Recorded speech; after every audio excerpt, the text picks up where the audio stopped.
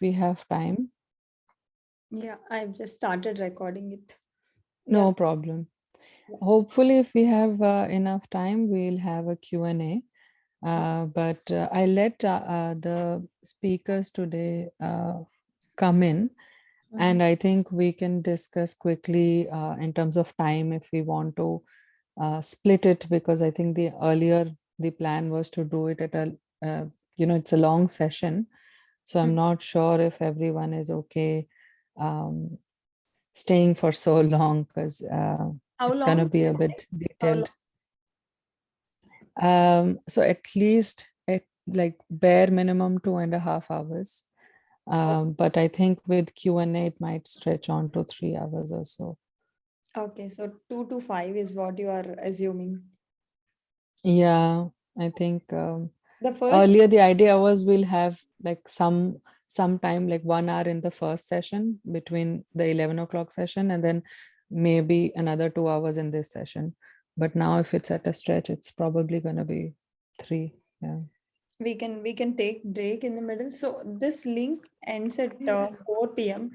So Mhm. maybe we need to move to another link at 4. Right. I think we can. Do you have uh, any other link, I or will. can we generate? Do you want me to share it right now, or do we have some time? Yeah, I mean, any time between the session, like Sure. if everyone is aware at least I'll do that. 30-40 minutes in advance. Yeah. I'll do that. Hi, Akhil. Okay. Hi, Tejas. How are you? I'm good. How are you? I'm good, thanks. Yeah, so our last session got stretched till 1:35. So Oh, okay, yeah, Dharani text. yeah.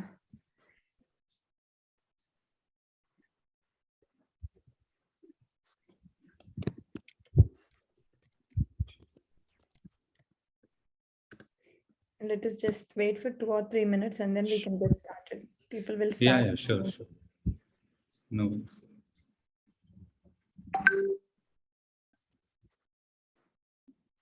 So Akhil మీకు host ఇవ్వనా లేదా సుగంధకి ఇవ్వనా? Fatin Ahmed ఉన్నారు కదా, you can Transfer the give host. him the share access also. He'll be sharing his. Yeah, I've changed the host now. So Ahmed.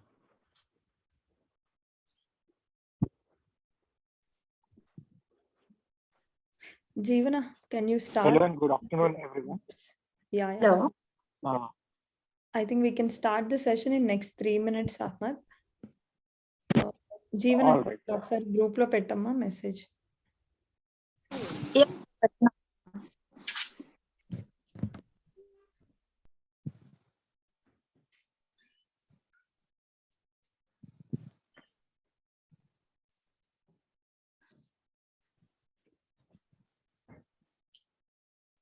Let us not consider the numbers, Akhil.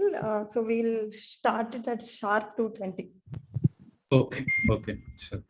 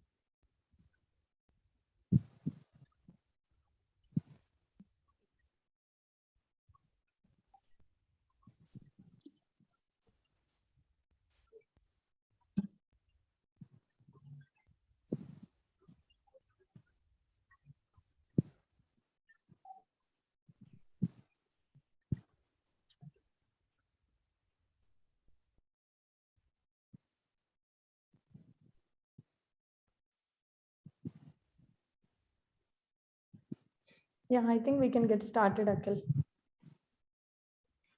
Okay, sure.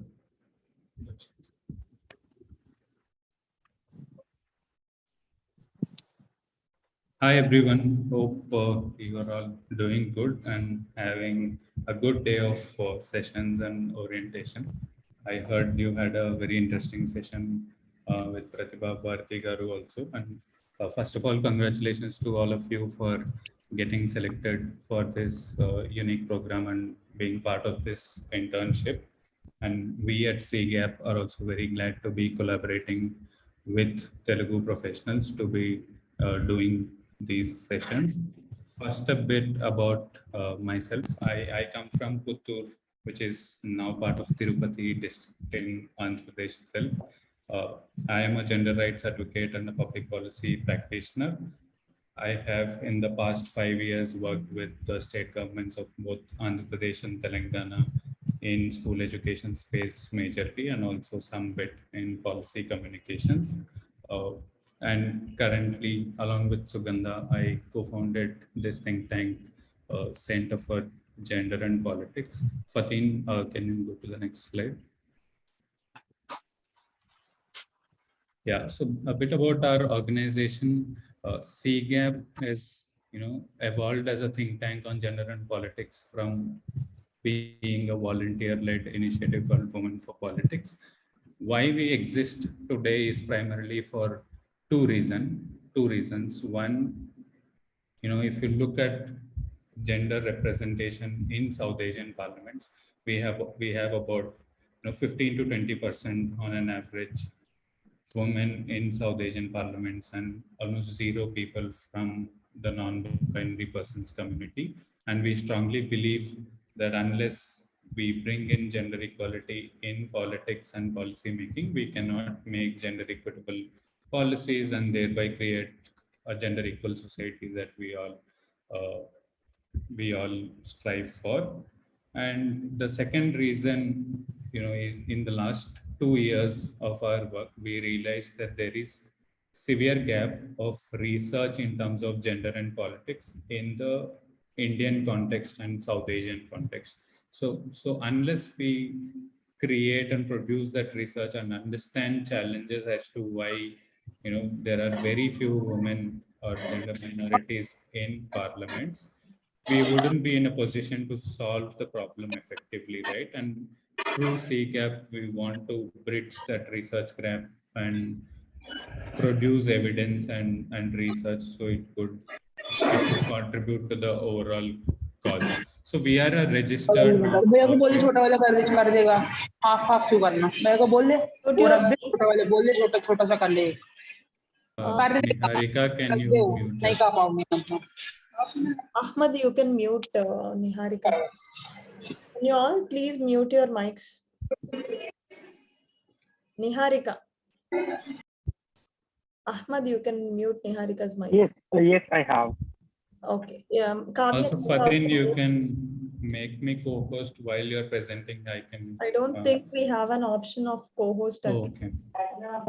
Kavya. Oh, okay. Kavya, okay. I think we are good. Yeah. Okay, thanks. So most of our work revolve around producing research, publishing research, creating awareness, doing capacity building and advocacy centered or based on the research that we do towards gender equality in South Asian politics. Today we have our speaker Fatin Ahmed, who is a political consultant and a public policy graduate from Tata Institute of Social Sciences.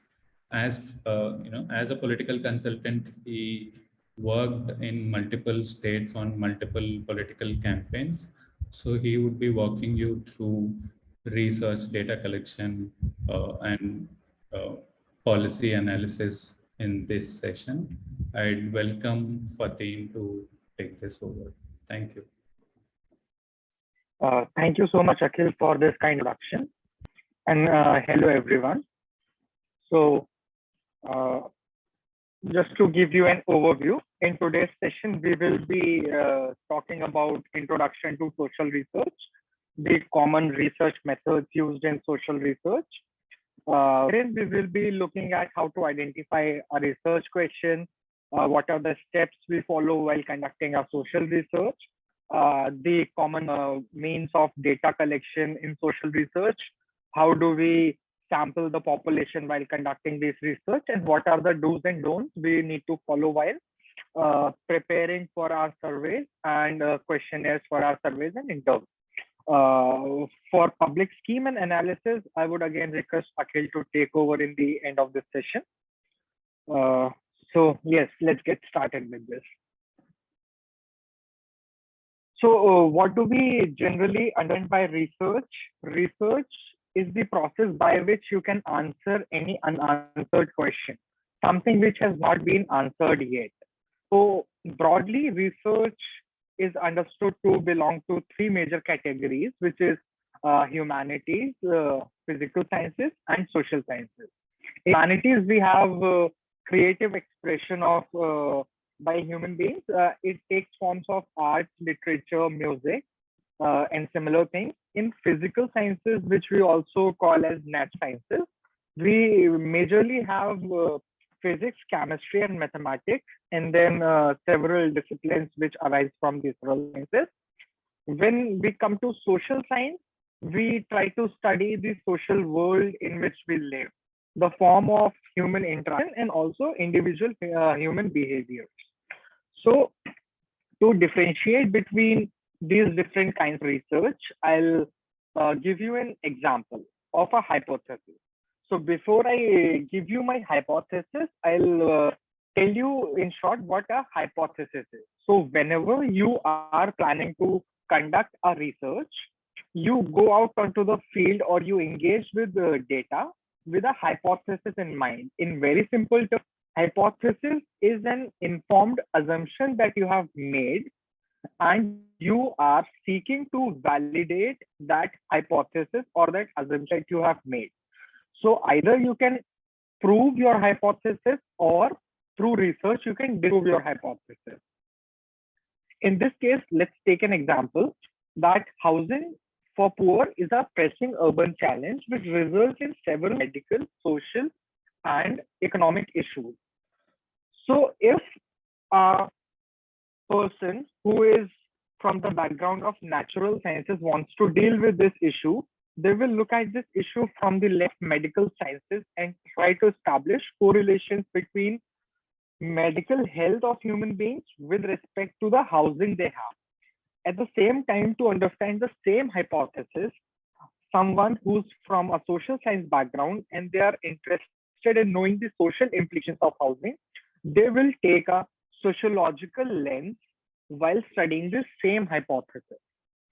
Whereas if someone comes from a public policy background like myself or Akhil, they look at government policies and schemes that deal with housing challenge in urban areas.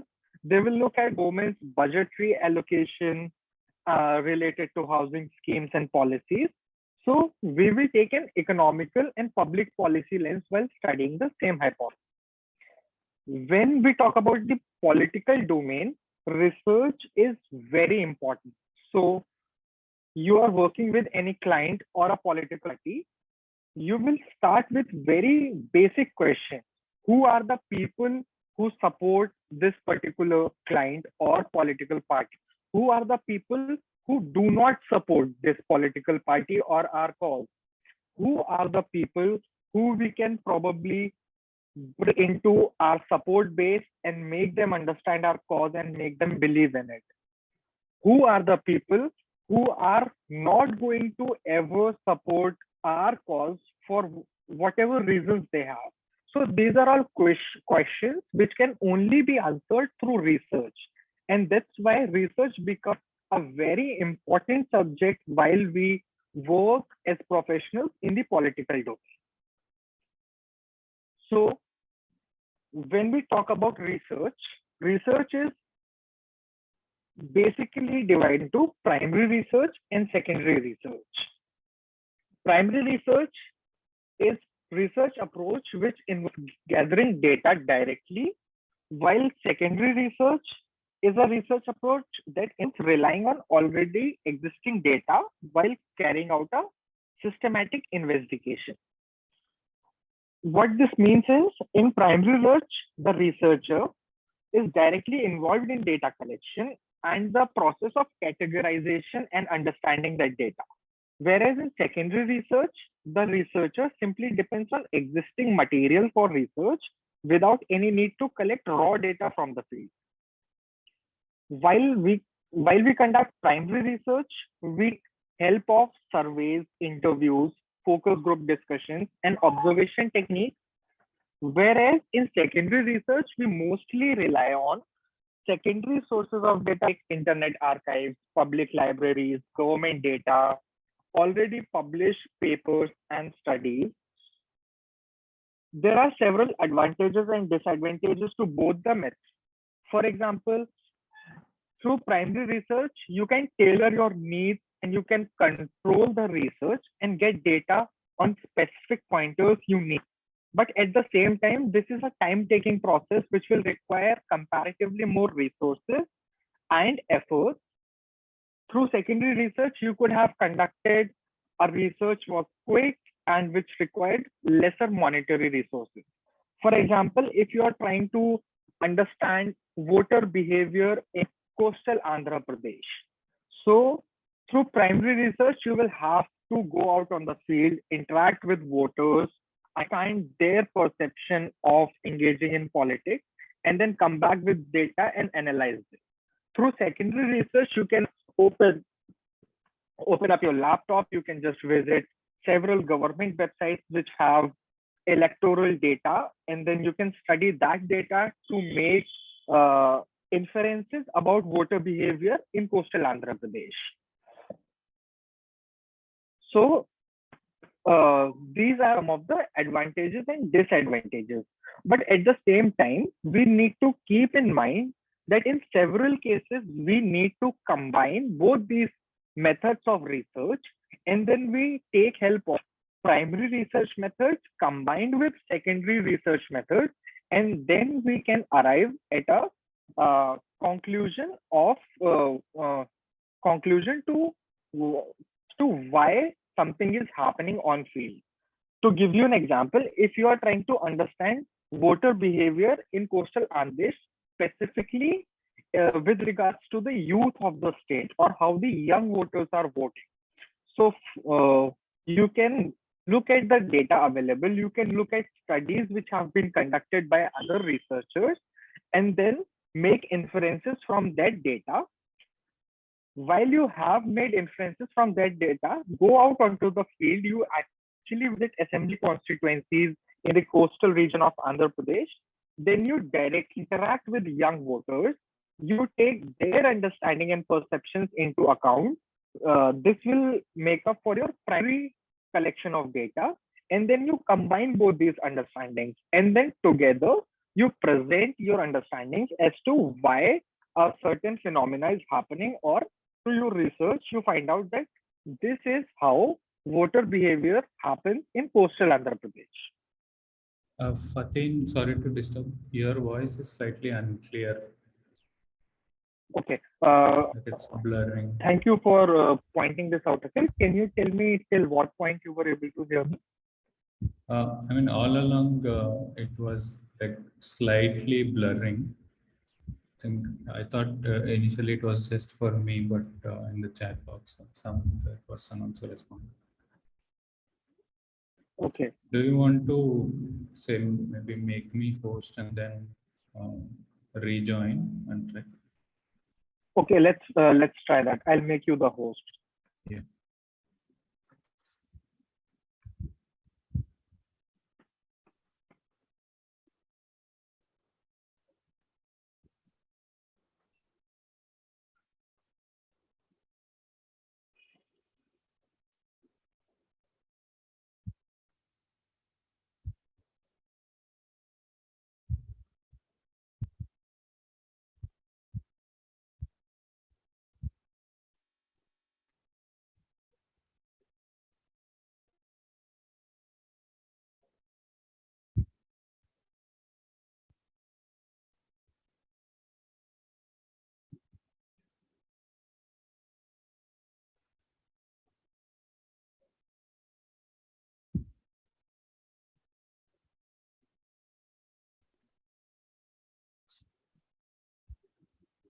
Are you presenting us?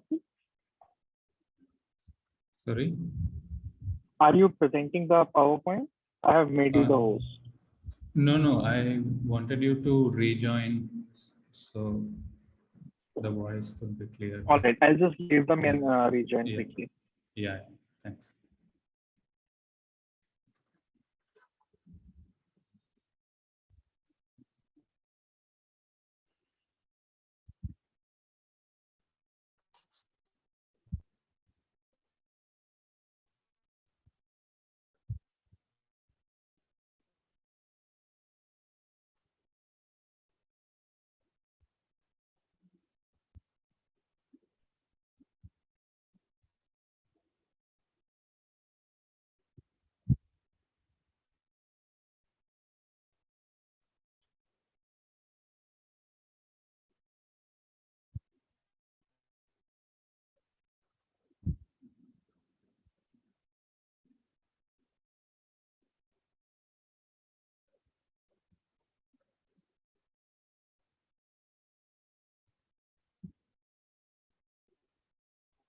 Hi, Fatin, are you back? Can you speak now? Is this better? Yes, better for me. Can anyone else respond if this is clear? Sir, it is better. Yeah, it's clear, sir. Okay, great. Fatin, should I go ahead and present the screen or do you want to do it? You can go ahead. I'll just let you know when to move on to the next slide. Yes. Okay, just. Yeah.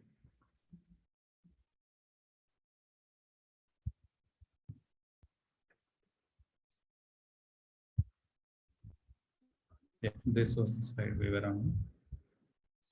Okay, so I'll just give everyone a very quick recap. Primary research is something where we go out on the field ourselves and collect data. In secondary research, we rely on existing data in form of internet archives, library records, studies conducted by other researchers. I was also explaining that in several instances, we need to combine a mix of primary research as well as secondary research in order to come up with suitable answers to our research questions. Then I spoke a bit about advantages and disadvantages of both these research methods. To explain it further, I'll just give you a couple of examples.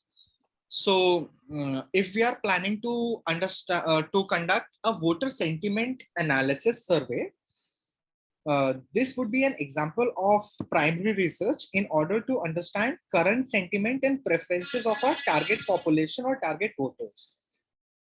Because voter sentiment is something which changes very quickly over time, and we cannot really rely on past studies or past surveys conducted to understand this. Also, in our research, the target voter group will vary, and this is something which is very subjective and will differ from voter to voter. So a voter sentiment survey is an example of primary research.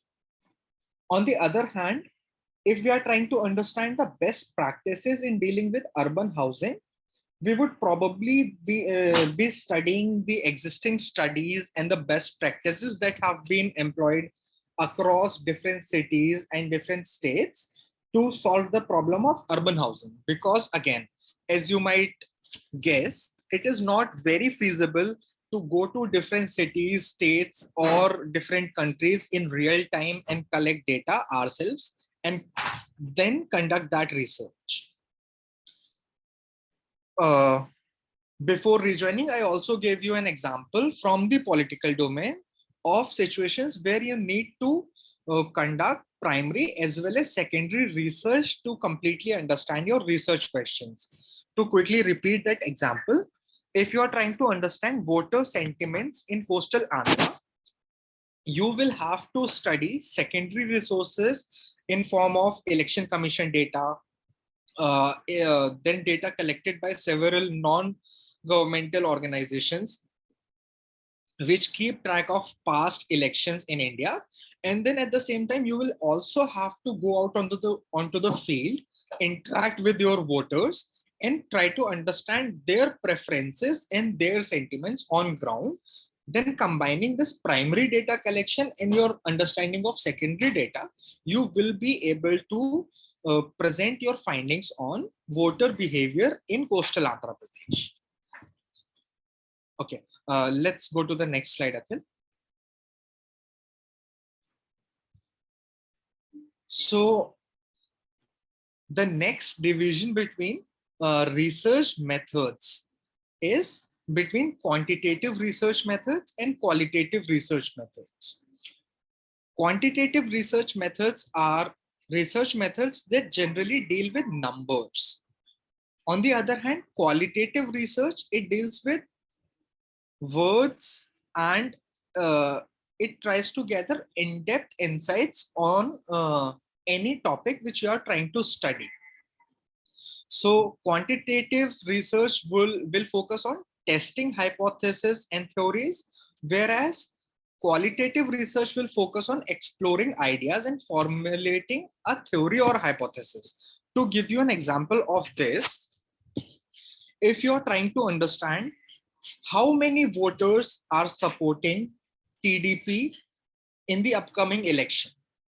So to answer this question, your answer would probably be in form of numbers. These many percentage of voters are supporting this particular party. But if you are trying to explore the reasons or the backing behind these numbers, then it will be your qualitative research where you will be asking questions like, why do these people support TDP?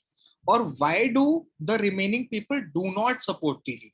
So to answer those questions, you will probably come back from field with reasons given by your voters. And those reasons would be very subjective, very specific to individual voter groups.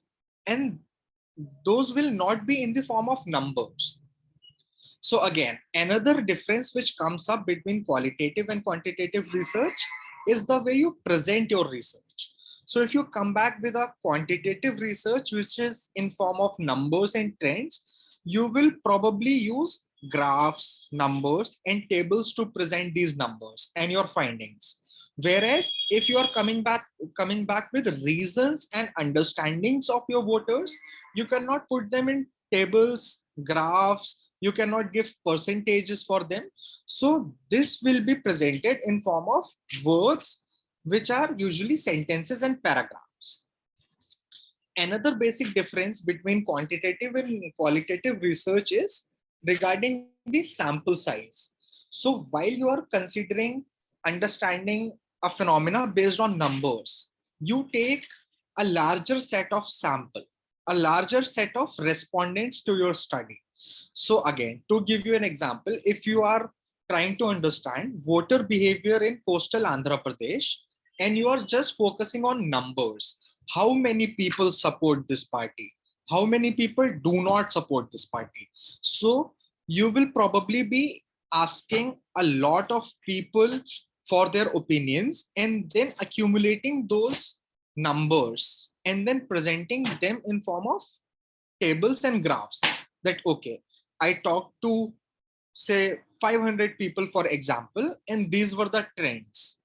On the other hand, if it's something subjective as to the reasons of why they support or do not support a party, it will probably be a set of lesser number of respondents. So I can speak to say 50 voters from coastal Andhra Pradesh and try to understand their reasons and understandings of why they support a party or why they do not support a party.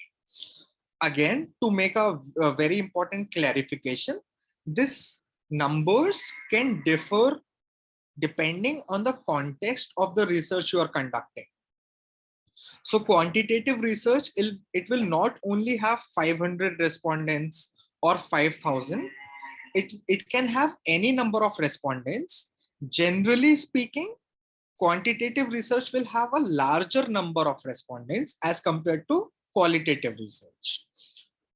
A reason for this is because quantitative surveys, they tend to bring out averages and trends, and you are presenting them in numbers. So you need a large set of respondents to substantiate your research. On the other hand, while you are asking subjective questions, it's comparatively lengthy and it takes more efforts and time to note down and take detailed understanding of your voters. So it's lesser in numbers.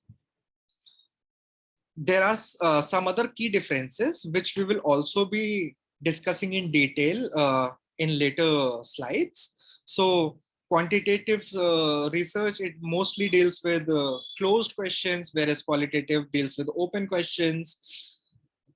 I already gave you this example. If you are dealing with voter sentiment analysis survey, you'll mostly deal with numbers. So this becomes an example of quantitative research. Whereas while studying best practices in urban housing, you are generally dealing with understandings, best practices, and insights. So that is an example of your qualitative research. Let's move on, Akhil.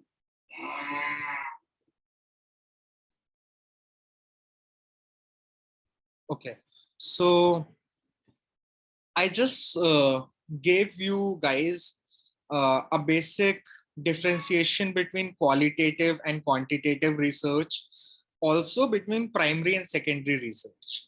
So these are a set of questions, and I would like our participants to raise their hands and then try to guess for each question whether this question would be dealt with primary research or secondary research, and what kind of data they think they will be dealing with, quantitative data or qualitative data. Yes. Sivakumari, you wanna go? Yes, Please please go go ahead. ahead. Understanding voter behavior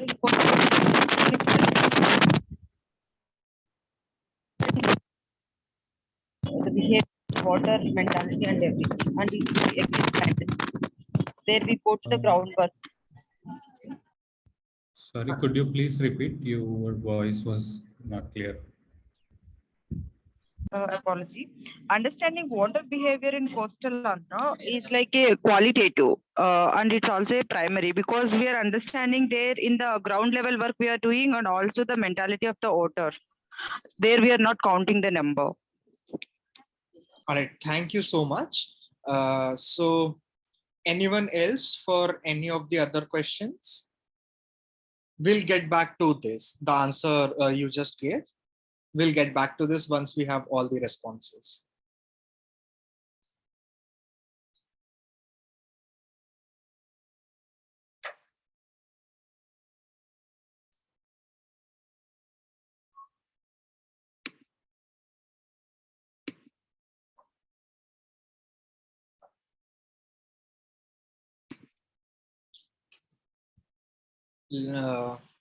Is anyone else volunteering, or Akhil, would you try to? Yes, Hello, sir. Infrastructure development in Vijayawada will be secondary. Okay, the last question. It's secondary research. And what do you think the kind of data we will be using? Qualitative. Qualitative data. All right. Thank you so much, Kalyani. Trends in enrollment of students in government schools is Yes, quantitative and secondary. it's quantitative and secondary. Trends in enrollment. All right. Yes, we have another volunteer. Jeevan. Evaluating productivity of AP assembly during 2014 to 19 is I think secondary one, and it's quantitative because we are relying on the journals, the internet for the past happenings of the AP assembly. Very good. Thank you so much, Jia. Yes. The third one, understanding the history of faction violence in Rayalaseema region. I think it is primary and it is quantitative. Sorry, it's I couldn't hear you. Quantitative. Primary research and quantitative data. Yeah. So we are only left with 2 questions. Anyone else who would want to take a guess about understanding ease of doing business in Andhra Pradesh and potential for horticulture plantation?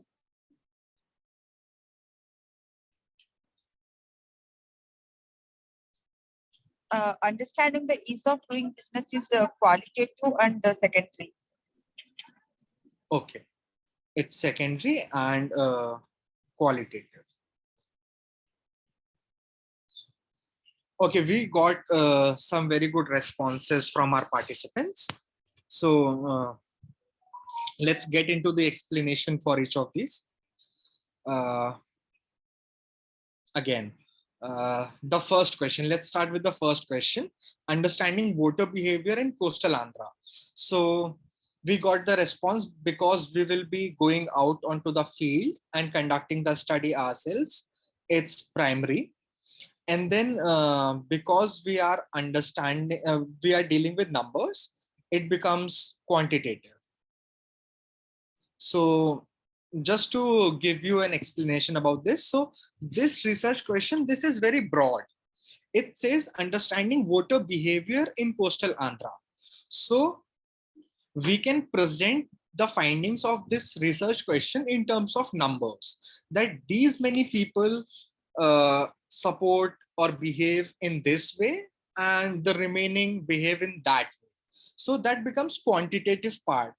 But at the same time, we can also add our insights and understandings to why they do so. What are the reasons for these numbers? So when we explain the reasons for those numbers, that data becomes qualitative, because we are giving our readers of our research an understanding as to why those numbers are there. Again, we got a very good response that because we will be going out onto the field and trying to understand this behavior, this becomes primary research. But at the same time, I would also like to add to this that because the same thing we can also understand from past election data. So we can look at past elections which have been conducted, and we can see that during 2019, these many people had voted for this party in this region, and these many or even questions like these many people actually went out and voted, which is called voting percentage in an assembly. But before 2019, in 2014, only these many percentage of people actually went to the polling booths and voted. So for this, we are not going out onto the field. This is also an example of voter behavior, but this we can study just by looking at the number of votes polled in that election. So this also becomes an example of secondary data. Then we had a very good answer about trends in enrollment of students. So this is quantitative because we are studying the change in numbers, and it's secondary because we will be looking at mostly government data about number of enrollments, and it's not really feasible for us to go to each district and all the schools and take that data ourselves. Then understanding the history of faction violence in Rayalaseema region. This is qualitative because we will be giving the understanding as to why this is happening, or a history as to what has been happening. But this can someone told me that we will be going out onto the field and doing this research. So this is primary. At the same time, you need to remember that there must be some previous studies which are studying something similar. They also deal with faction violence in Rayalaseema region, and we can also use those studies to further understand this problem. So it will also include secondary research. Again, understanding ease of doing business. We got a very good answer that it's qualitative and it's secondary. Because we will be looking at reports published by the government and non-government organizations. But at the same time, we can also go and speak to people who conduct business. We can probably go and interview CEOs of companies or entrepreneurs who are trying to set up their business in Andhra Pradesh. From their understanding, the data we collect, that would be primary data. Now, between qualitative and quantitative, their insights and understanding will form the qualitative part, but there are also several indexes which the government releases, and they give scores on those indexes as to where the state stands in terms of ease of doing business. So those are numbers. So then it becomes quantitative. Again, trends in crop yield for horticulture, trends which is change in number, becomes quantitative. Secondary research, because we cannot go to each field, each farmer and take data about their produce. So we will be looking at published government data regarding crop yields. So it's secondary research. But then again, to give you an example, if we slightly tweak this research question and we say, instead of trends, what is the potential of horticulture plantation in the state?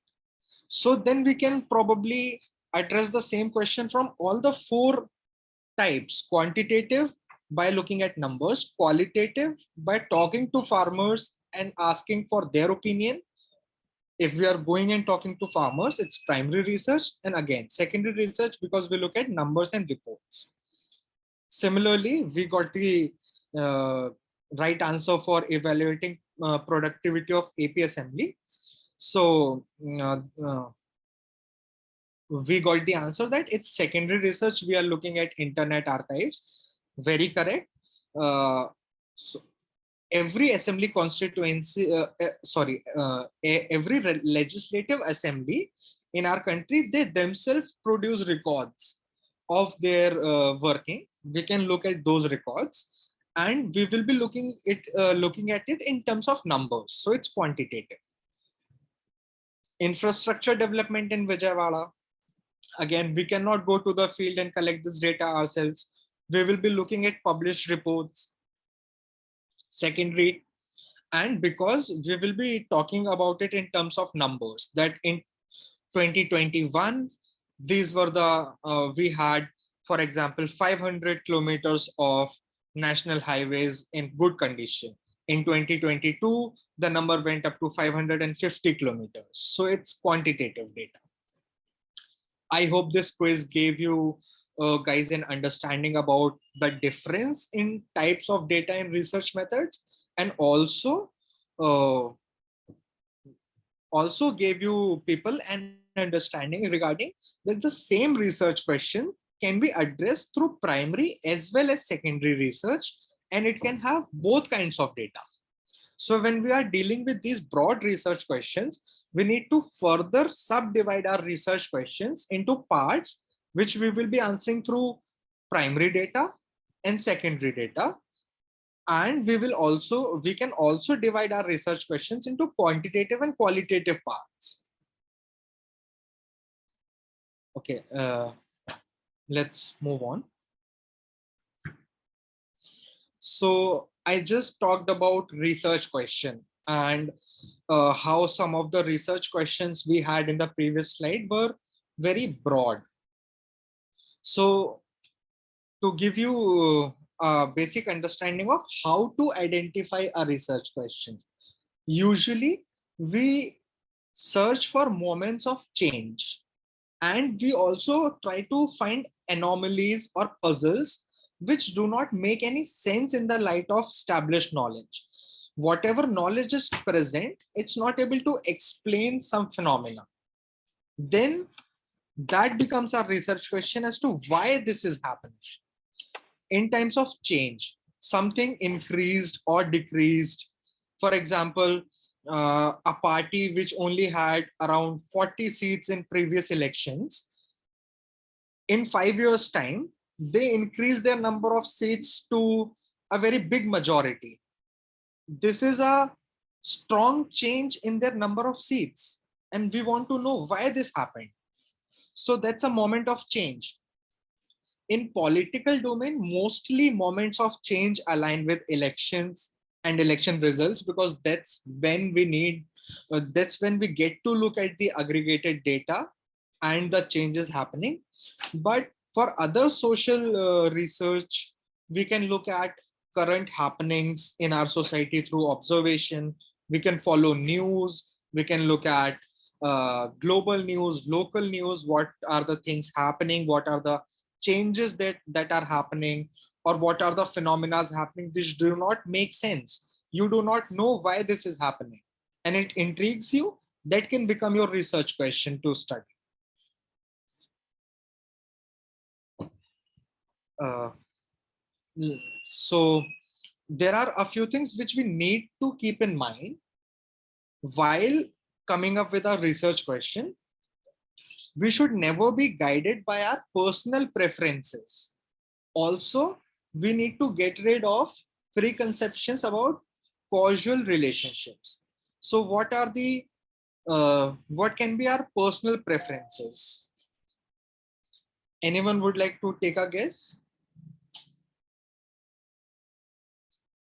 Or give me an example of causal relationships. Okay. When we are doing any research, it's like any party, we are close to them, and we should not see in one perspective. We should always see in all the ways. Yes, absolutely. We should be very objective while conducting research, and we should keep our personal preferences aside. Similarly, when we talk about causal relationships, so if two things are happening at the same time, it does not mean that activity 1 is the reason for activity 2, or there is necessarily a cause relationship between these two activities, that first activity is leading to the other activity. For example, we see that the current Chief Minister of Andhra Pradesh, Shri Jagan Mohan Reddy, he conducted a very long padyatra before the elections. And then we saw he won the elections. So we cannot just simply go ahead and claim that because he conducted the padyatra, he won the elections, or we cannot jump to the conclusion that anyone who will conduct a padyatra will win the elections. Okay, so let's move to the next slide. I would request all of you to read through this slide. These are the major steps which we follow while conducting research. At the same time, these are all the steps involved in conducting research. So it's not necessary for every researcher or each one of you that you will have to follow all these researches, all these steps, sorry. Especially when we are working in teams or we are working with organizations. So we have our responsibilities divided. So when I was working for a political consultancy and I had to conduct political research almost every day, but I was not doing all of this. My responsibility was to go out onto the field and then conduct data collection. And I had to make sure that the data I'm conducting is authentic, the data I'm conducting is useful, and I used to send that data back to my organization. So someone else was doing preparation for that research. Someone else was deciding on the sample size. I was collecting the data from that sample, sending it back. Someone else was interpreting that data, because when we are dealing with huge numbers, huge patterns, we need special skills, like we need data analysts who can make use of advanced softwares to understand and interpret the data.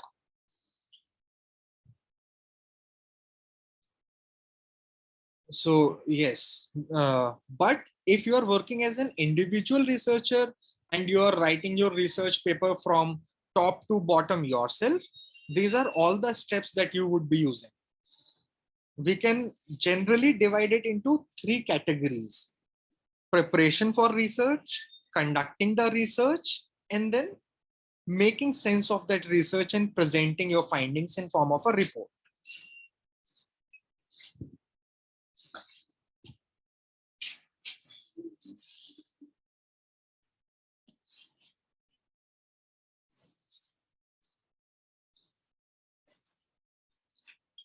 Also, Akhil, do you think we should take a break after this slide and before we move on to data collection? Yeah, sure. Before the break, I think if they have any questions, we can try and address Yes. them. So whatever we have covered so far, any clarifications or any questions you guys have, you can one by one ask those questions. I'll try to answer them.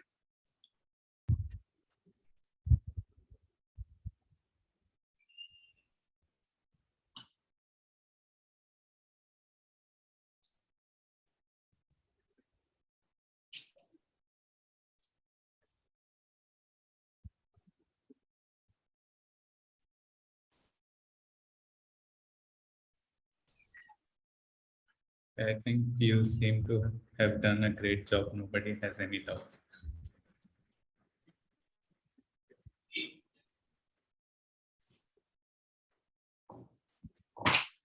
Feel free to ask any clarifications, any questions you might have with the things we have covered so far. You can even ask me any research questions which you have in mind, and you want to know what kind of research tools you should use for those research questions, or whether it would deal with quantitative data or qualitative data. Anything related to whatever we have covered so far is welcome. Hi, I'm not sure I can ask this question or not. So I just want to ask you. So you just said we should not think that something happened because of something, right? So, but it's a human mentality that usually we think the same one.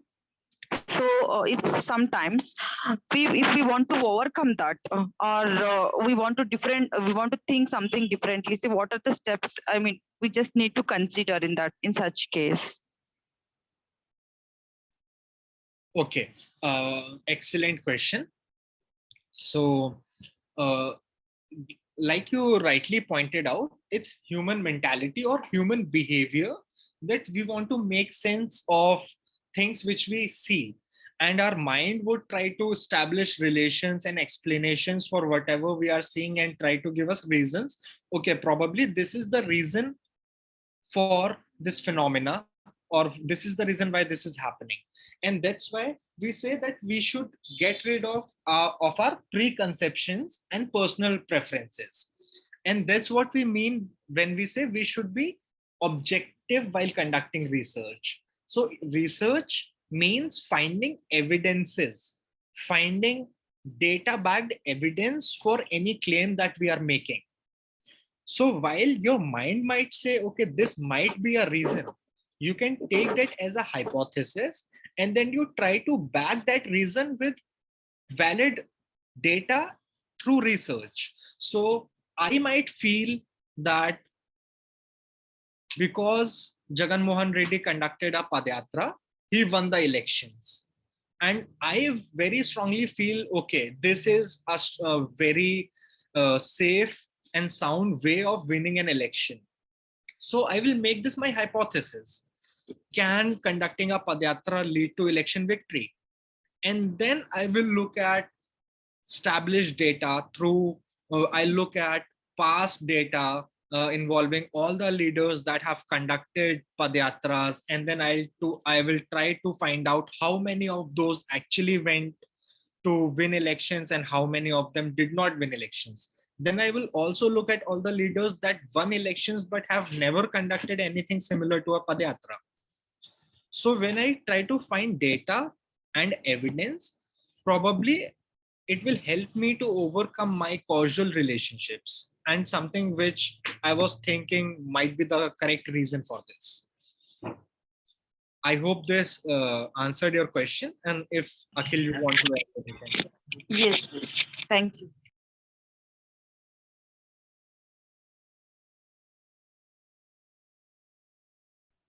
Okay, it's 3:08 right now. Let's take a quick 5-minute bio break. You need not quit the Zoom session. You can be here, put it on mute, go go and come back by 3:14, if that's okay. We'll start at 3:14 sharp. In the meantime, if any of you have questions, we are here. You can continue to engage. Thank you.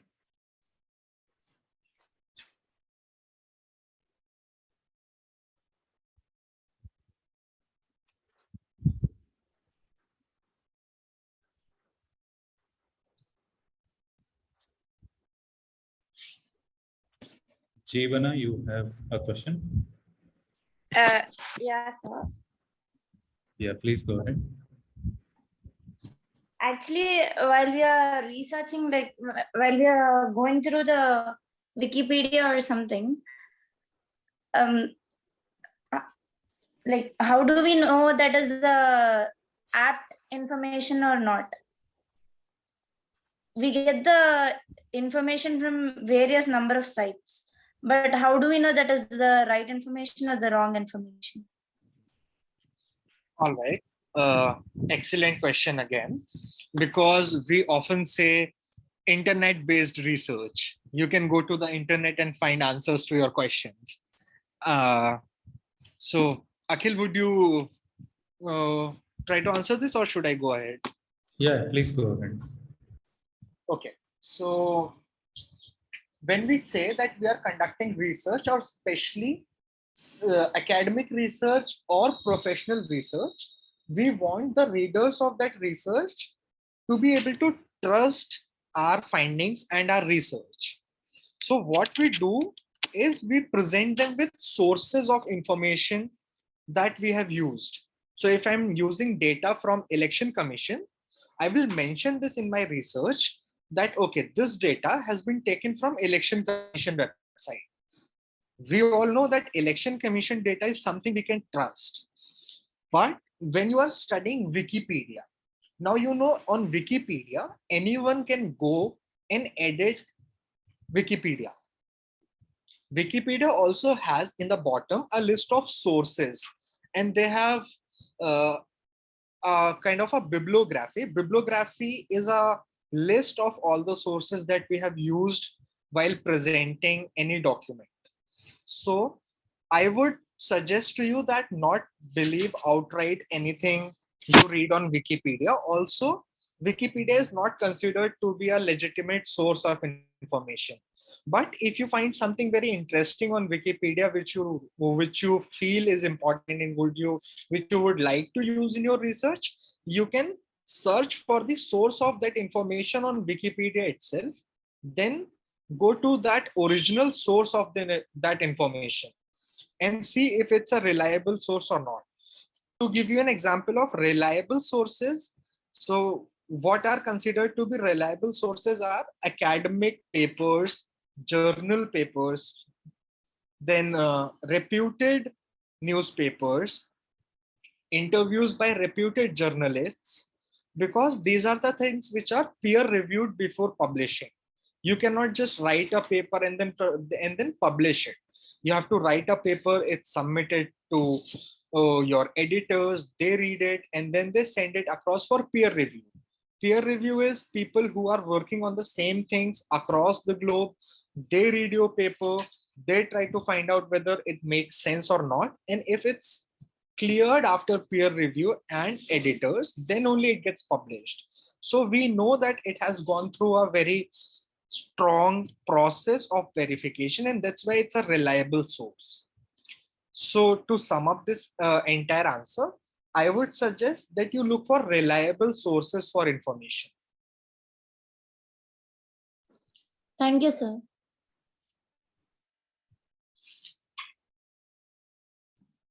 Fatin, I think also I was just thinking while you said that, I think also using fact checkers, like making sure that one, we are cross checking ourselves, but also maybe if there's some fact that you think a fact checker website might have, maybe Fatin, you can have a few names in the mind for fact checking. If that is something that researchers, especially in this domain or this kind of research, around uh, electoral research or things like policy research is something that can be used and how we can use it. Okay. Yes. So the role of fact checkers in this domain is extremely important, especially when it comes to checking the authenticity of news and data which we see in newspapers and news articles. So generally, if we are looking at data presented by Election Commission website, we consider it to be authentic. And then there are several uh, election watchdogs. For example, we have PRS research in India, and then we have ADR, which is Association for Democratic Reforms. These are some of the reputed sources of data. But if you find some data which you think is not really authentic, especially if it's coming from news related sources, you can make use of fact checking resources.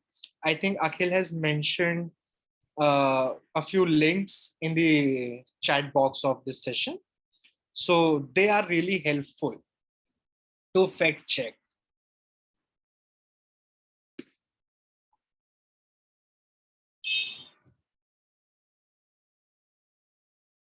Thanks, Atin. You can save these links and check them at a later point.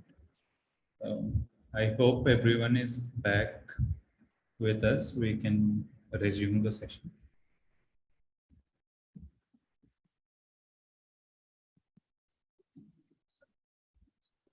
Yes, sir. Yes, thanks.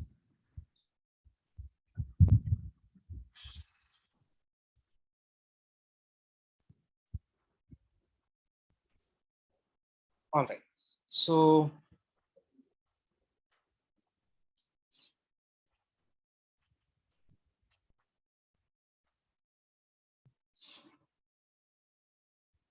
I'll start. Till now, till before the break, I tried to give the participants an understanding of what research is, what are the different kinds of research, and different types of data we use while conducting research. Let's move on to the process of data collection, because all of you will be going out onto the field and collecting data, I think, as part of your internship.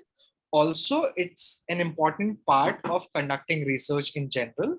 So there are few terms which we use for data collection. There are some research methods required for data collection, and then I will also try to uh, put some light on the do's and don'ts of the data collection process.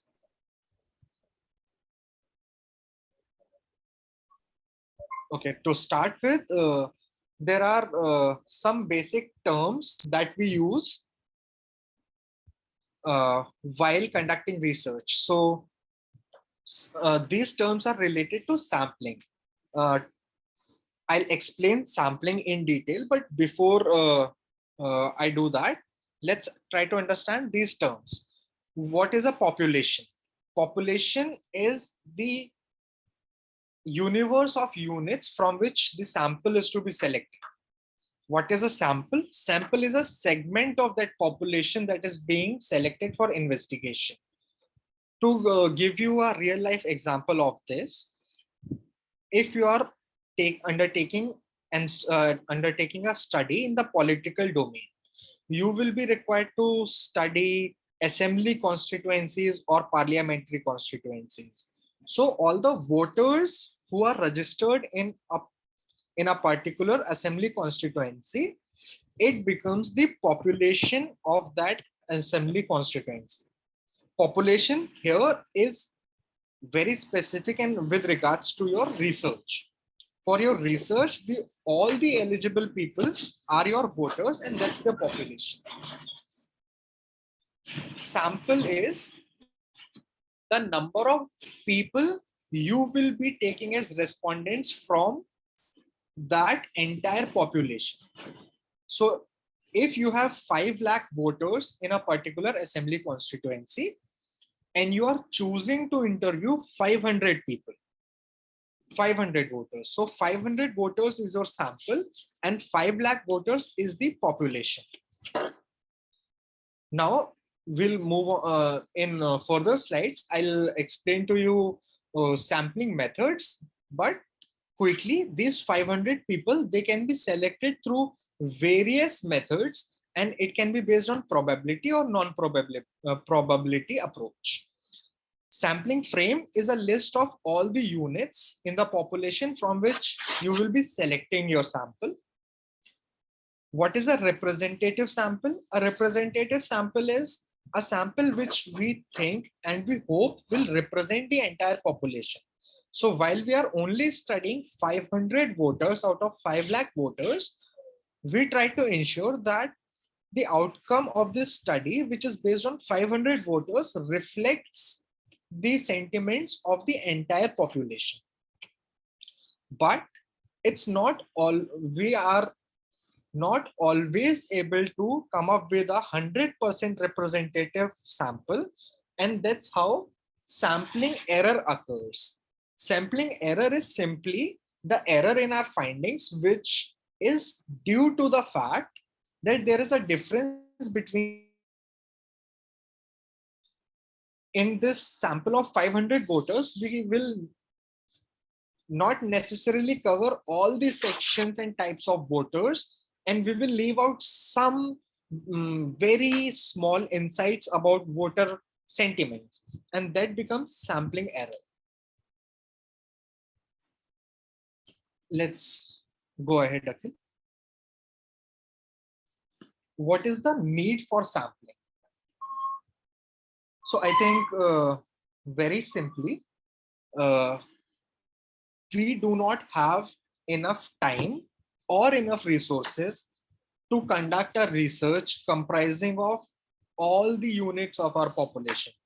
So if you are trying to study one particular assembly constituency in the state of Andhra Pradesh, it's not possible for you to go and interact with 5 lakh voters individually and then come back, organize that data which you have taken from 5 lakh voters and then present it in form of a comprehensible report.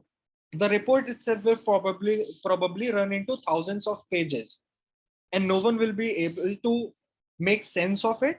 Also, you will need a lot of money and months time, several months of time to conduct this research. While conducting research, especially in the political domain, we need quick results. You need to be able to go out onto the field, collect data, come back, make sense of data, and then present it in form of a report very quickly. That's why we need sampling, so that we can reduce the number of units we are studying.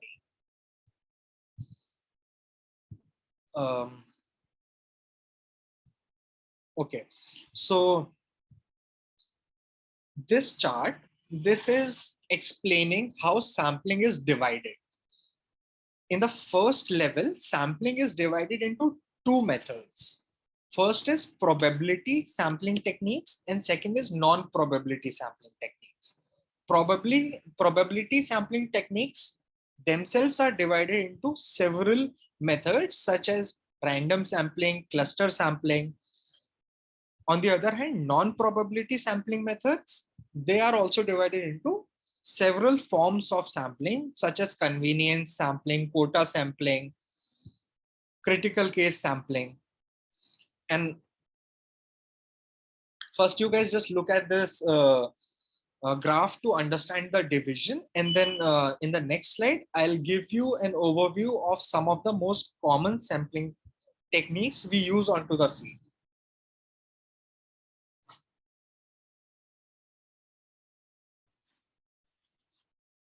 Let's move on, Akhil. Okay, so as I told you, sampling is in the first stage divided between probability sampling and non-probability sampling. in probability sampling, we have a sample that has been selected using random selection. So when we use the term random, we know there is a probability of all the units in the population that any of the unit can be a part of our sample. It's generally assumed that in a representative sample, it's more likely to be arising from random sampling. So if we are trying to come up with a sample which represents the entire population, we will randomly select without looking at any characteristics of that particular voter, randomly select 500 voters from 5,000, from 5 lakh voters, and we can assume that it's more likely to be representative. On the other hand, non-probability sampling, we do not randomly select. We have certain criteria established for selecting our respondents. And as a result, some of the units, they have a greater chance. For example, you are trying to understand voter behavior of female voters. Now, while conducting this research, if there is a 50-50 ratio between male and female population, 2.5 lakh voters are already out of your sampling frame, because you will only be taking 500 respondents from the remaining 2.5 lakh female voters. So in terms of the entire population, this does not remain random now. I already explained sampling error. So sampling bias is something very similar. It's the error in our findings, which arises when the sample is not really representative of the population.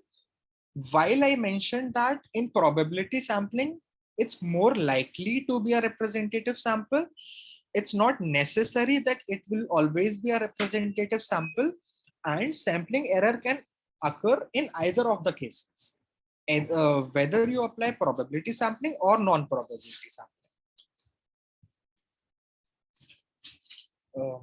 Let's go on. Okay. So some of the very common types of probability sampling techniques are simple random sampling, systematic sampling, and stratified sampling.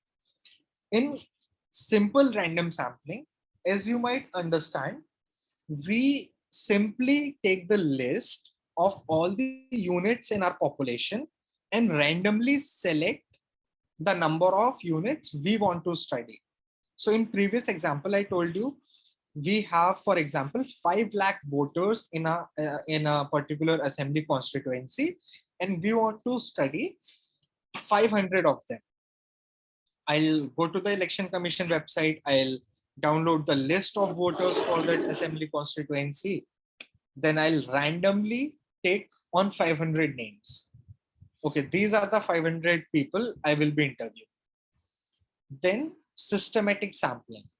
It's a slight variation from simple random sampling. So again, I will have a list of my 5 lakh voters. Then I will start taking them, but with a system in my mind. So for example, I know that I'm selecting 500 people out of 5 lakh voters. That means I'm selecting one voter out of each 1,000. So if I'm taking 600th voter, the voter who's on the 600th number in my voter list, I'll then skip 1,000 voters and then take 1,600th voter. And then again, I will skip 1,000 voters and then I'll go on to 2,600th voter. So with a gap of 1,000 voters in between, I'll again take 500 voters, and that would become systematic sampling. Then there is stratified sampling. In stratified sampling, we divide our population into subpopulations and then choose units from them. So I gave you an example that we can differentiate between male and female voters. Similarly, you can have various forms of differentiation. You can divide voters on in terms of their age groups. We have young voters, we have middle-aged voters, and then we have senior voters. Then you can divide voters based on the caste group they belong to, or the place of residence they belong to. You can divide the population into urban voters versus rural voters. So these subpopulations or subdivisions, they are called stratas. So we divide the population into stratas and then choose units from various stratas. While choosing these units from different subpopulation groups or stratas, we need to make sure that we are randomly choosing units from those stratas. For example, out of 5 lakh population, I know I have 1 lakh young voters and I want to choose 50 young voters out of this 1 lakh. This selection of 50 voters should be random. Then it becomes stratified random sampling. Let's go on to the next slide. So this slide outlines some of the very common types of non-probability sampling techniques. First one is, and the most common sampling technique while conducting political research, is convenience sampling. Convenience sampling is, as you can make out from the name itself, something that is convenient to do. So because we are short on time and conducting political research, we have certain limitations in terms of we don't necessarily know the geographical limits of that assembly constituency. Then we apply convenience sampling. For example, I have 2 days on to go to the field, conduct a survey and come back. I'll go to the field, whoever I find, I'll just take their survey.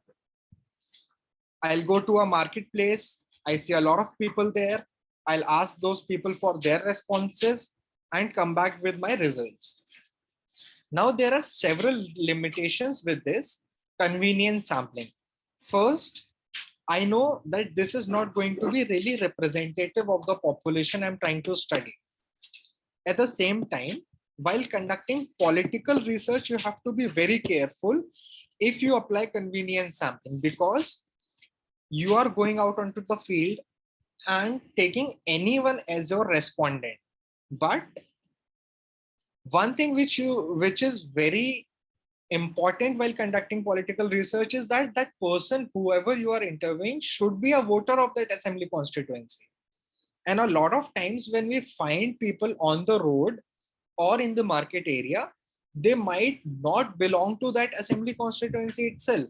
And then the data you are collecting becomes flawed. Second is judgment sampling, or also it's also called purposive sampling. So again, as it's evident from the name, the researcher uses their judgment to choose units they want to study.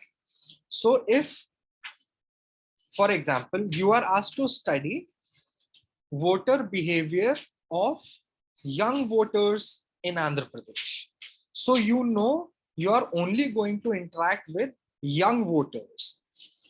Again, you go out onto the field, you will be using your judgment to make out whether this person is a young voter or not, whether he will fit into my study or not. And then you choose that person for study. That's judgment sampling. Then we have quota sampling. Quota sampling is something very similar to stratified sampling, which we had in probability sampling techniques. Again, we make quotas. So out of 5 lakh voters, I will have 2.5 lakh female voters, 2.5 lakh male voters. Similarly, I will divide voters into groups based on their age, their area of residence, everything. So then I will assign them quotas. Okay, because 50% of voters are females, I need 250 respondents who are females. If there are 1 lakh young voters, I need 100 voters who are young in age across male and female categories. The only difference here is from those quotas that you have made, you know there are 1 lakh young voters in your assembly, and you have to take 100 young voters into your survey. You will then apply any of the non-probability techniques while choosing these 100 young voters out of the 1,000, out of the 1 lakh young voters. So that selection is not random. Then it becomes quota sampling. Then there is snowball sampling. Snowball sampling is again something which is very widely used in political research. So you are trying to, for example, on the field, trying to understand the political behavior of the Kamma community, or how the voters belonging to Kamma community behave during elections. So you will go out onto the field in your assembly constituency, and through applying your sampling techniques, you found out one person who's influential in the area, and he belongs to Kamma community. But you need to interview 10 people from Kamma community. So you'll go to that one person, you will conduct your entire interview. Then you will ask that respondent that, okay, sir, do you have anyone else in your mind from your community who can help me in conducting this research? That person will introduce you to 2 or 3 of his friends or her friends, and then tell you, okay, this person I think can help you with your study. That's snowball technique. So again, it's evident from name. You start with something small and then you keep growing out on it. You ask your present respondents to introduce you to other further respondents. It's sampling, it's snowball sampling.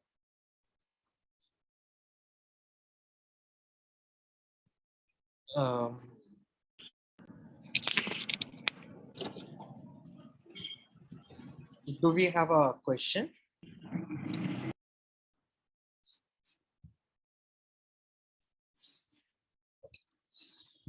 So, can you please repeat about snowball sampling? Okay, sure. So, snowball sampling is the sampling method where in the beginning you are not able to find the exact number of respondents you are planning to interview. So I'll repeat the example I gave. Your research requires you to understand the voter behavior amongst the Kamma community or any particular community, but you do not know so many people from that community who you can go to an interview. You need to interview 10 people from Kamma community for your research, but you can only come across 2 people. So what you do in this case is you go to those 2 people, you conduct your entire interview as you have planned with the schedule and questionnaire you have, and then you ask those 2 respondents or 1 respondent that, sir, I am conducting this study wherein I need to interact with members of your community to understand their political sentiments. Can you introduce me to any more people who can be helpful for my study? So what I did in this case is I only had 1 or 2 respondents. I went to them, took their interview, and asked them for reference. So please help me find more people like you who I can interview. So that person can introduce me to his friends or people he knows who will fit into my sampling frame. And then that's how I came to know my other respondents. Did Thank this you. clarify? Yes, thank you. All right. Yes, I got it. Thank you. My network is little slow. So this slide tells you about the common types of data collection methods. So there are several types of data collection methods that we employ. So when we are conducting quantitative research studies, usually we conduct surveys which comprise of closed questions. Closed questions are some questions which have options. So I'll explain that in detail later. But as we have already discussed, that we do surveys to take quantitative data. Now, surveys can be done online or in person. You must have seen several examples of online surveys. So sometimes on YouTube, we see a screen pop up that says, can you please give a few moments to make YouTube better? And then they gave us a set of closed questions. Closed questions again, we have few options out of which we can tick mark the right option which we feel, and we can give this survey. Then there are sometimes we see in malls and market areas that there are people who are conducting surveys.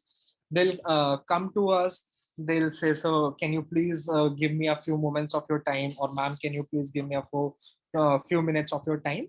And they will have a questionnaire with multiple answer questions. So they will ask you the question, take your answer, tick mark the correct answer. That's an example of in-person surveys. Again, when you will be required to go out onto the field and conduct a voter sentiment analysis survey, that becomes an example of in-person survey, because you are taking the questionnaire in person to your respondents and conducting the study. Then we have interviews. So we use interviews in quantitative research as well as qualitative research. And there are several types of interviews. There are structured and semi-structured interviews. There are unstructured interviews. There are in-depth interviews and focus group interviews. So to give you an example of when we use these different types of interviews, if you are conducting research where you are required to go to the field and interact with voters.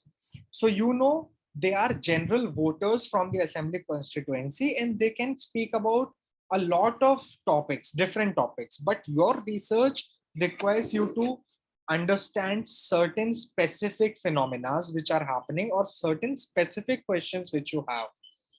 So you will make a very structured questionnaire. You will structure your interview schedule in such a way that you go to your respondents, ask them those particular questions, get answers to those questions, and come back.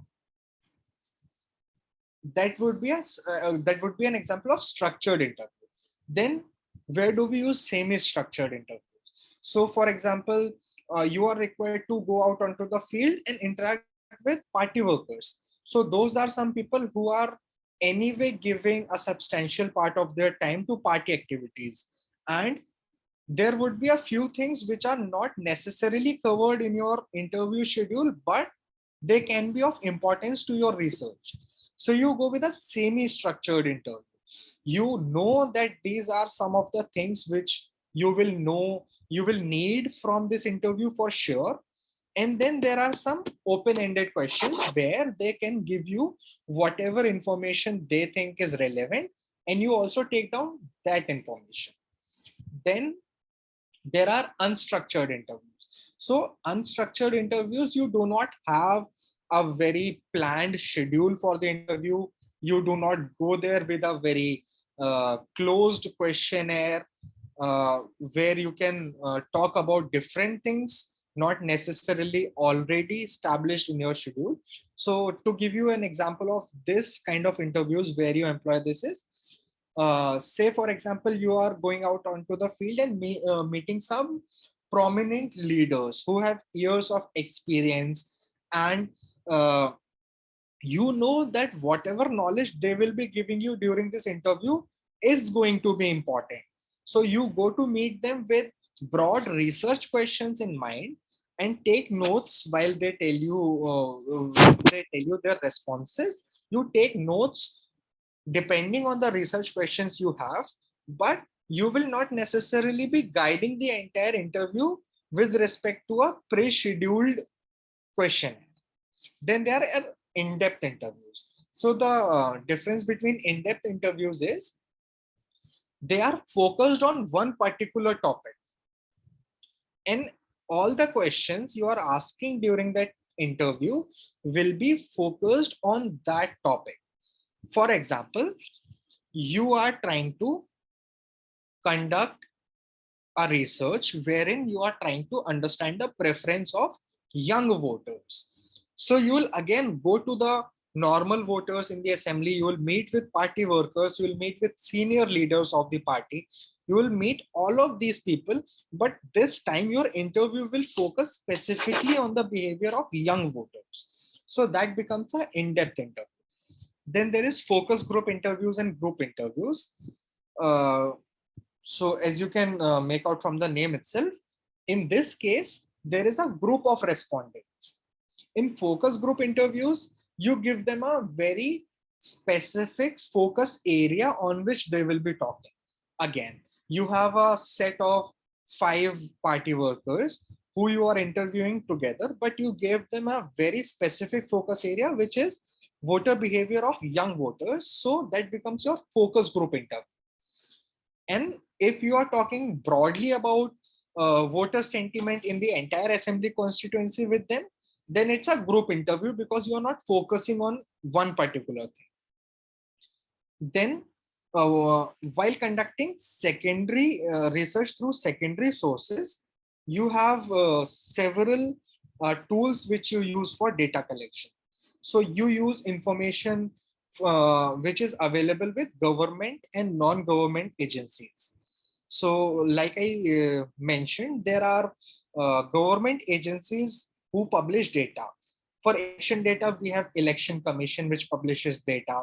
Then for various other studies that you have to conduct in social sciences as well as in political domain, you take data published by NSS, which is National Sample Survey. Then you take data from National Family Health Survey, which are conducted yearly basis. Then as we have mentioned, some non-government agencies like FDR, PRS, you take data from them. Then accessing public libraries. So public libraries can be a great source of data because they have archives. There are several libraries where you can find newspapers arranged in chronological order going back to 50 or hundreds of years. So that becomes really helpful while conducting a research which is historical in nature. You are trying to establish a historical relevance of your research question. Then data from educational institutes. So this data is something which we usually oversee, and we do not really consider this to be an important source, but there are several educational institutions which are teaching research to their students as a part of their curriculum, and they publish research studies which are a part of data available with those research institutions. For example, I come from Tata Institute of Social Sciences. You can visit their website, their library, and they have several published reports which are available to everyone, and you can make use of them.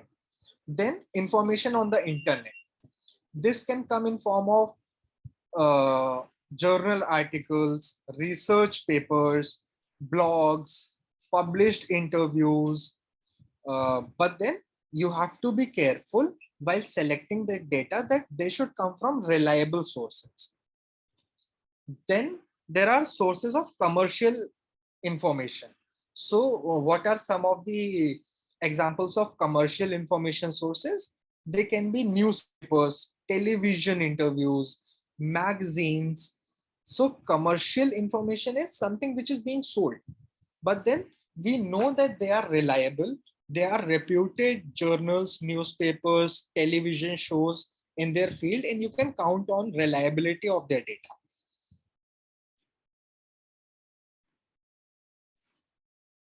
Okay. So I think we have covered this previously as well. Methods of interviewing and survey. You can conduct interviews in person, and you can conduct them over telephones. And then there are several computer assisted interviews and surveys. For example, you are using Google Forms, or you are just emailing your questionnaire to some someone who's not available to meet you in person. So there are several universities abroad which focus their studies on politics happening in India, and you want to understand something very crucial, and you know that there is a professor who teaches the same thing in a university in say United Kingdoms. So you write them an email, you arrange for an interview with them, and then they just might tell you, okay, email me your questionnaire, I'll answer. So that's an example of computer assisted interview. We have already discussed examples of computer assisted surveys, like that YouTube survey you get or other online surveys you get. Similarly, you can also make use of several tools to conduct surveys online. There are some common sources of errors in interviews as well as surveys. So here I have mentioned some of the common sources of error. These can be the way a question is asked by the interviewer.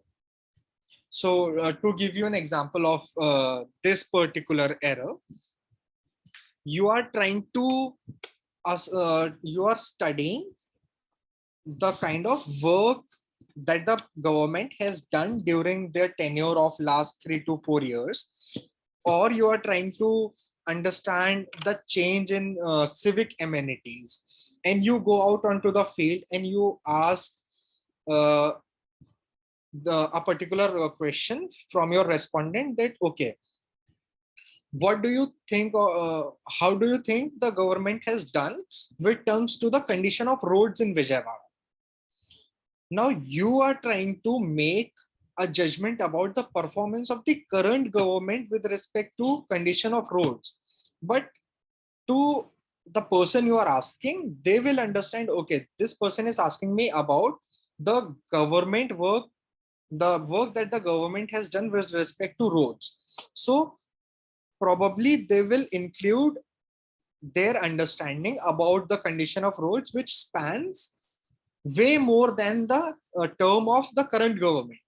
Probably the area they live in, the road was built by the previous government, and then they will tell you, yes, government has done really good work and I have very nice roads in front of my home, or any similar example.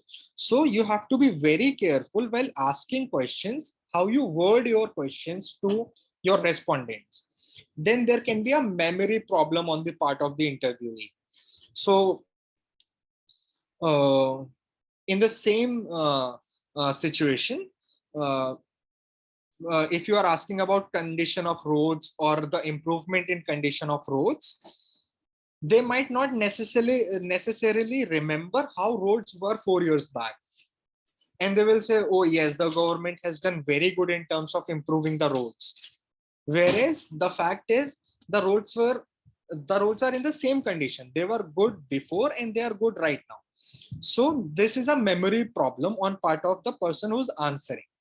Then there can be errors in the way the information is being recorded by the interviewer. So you are onto the field, you are conducting an interview or a survey.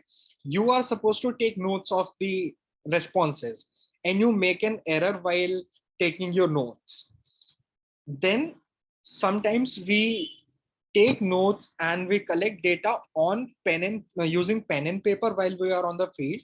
Then we go back, we come back from the field, and then we use computers to enter all the information we have collected. And sometimes we conduct errors while putting that information into our systems, and they are incorrectly inferred later. So that's another source of errors in surveys and interviews. So while conducting a research which has very high stakes, you should always be very careful and keep these common sources of errors in mind and make sure that these do not occur in your research studies. Let's move on. Fatin, we have to move to another meeting link. to resume from the next slide. Yeah. Tejashvi, have you circulated the link to the Yeah, participants? yeah, I have circulated it to your group as well, Akhil. I think you have received it over email. And team, you can see the new link. I've added this in the group. Can you all please join in the other link for Google Meet from 4 to 5 p.m. please? Yeah, Akka. Sure. Okay, Akka. Thank you. Yes.